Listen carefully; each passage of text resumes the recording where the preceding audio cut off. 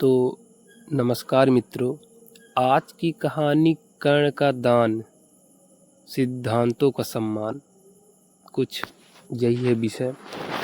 चलिए शुरू करते हैं।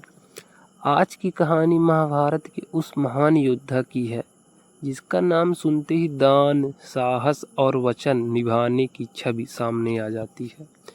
कर्ण। कर्ण केवल एक वीर धनुर्धर ही नहीं थे, बल्कि ऐसे दानी भी थे जिनके द्वार से कोई याचक कभी खाली नहीं लौटा, जिन्होंने जीवन में अनेक अपमान सहे लेकिन अपने स्वभाव और सिद्धांतों को कभी नहीं छोड़ा।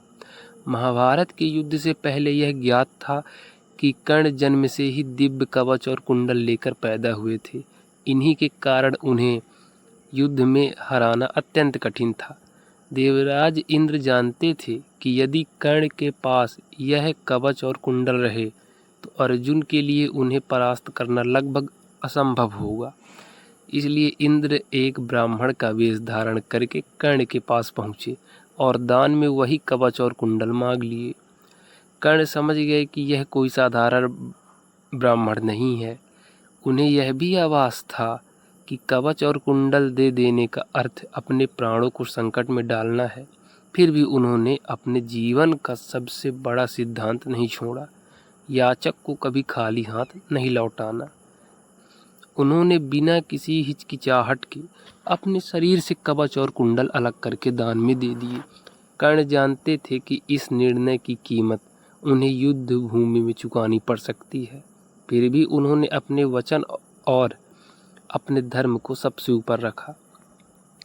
इस घटना से हमें यह सीख मिलती है दोस्तों कि सच्चा चरित्र तब दिखाई देता है जब अपने लाभ और अपने सिद्धांतों में से किसी एक को चुनना पड़े।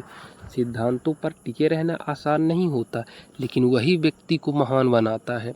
याद रखिए, महानता शक्ति से नहीं, चरित्र से जन्म लेती है, और जो व्यक्ति अपने सिद्धांतों पर अडिग रहता है, समय भी उसका सम्मान करता है।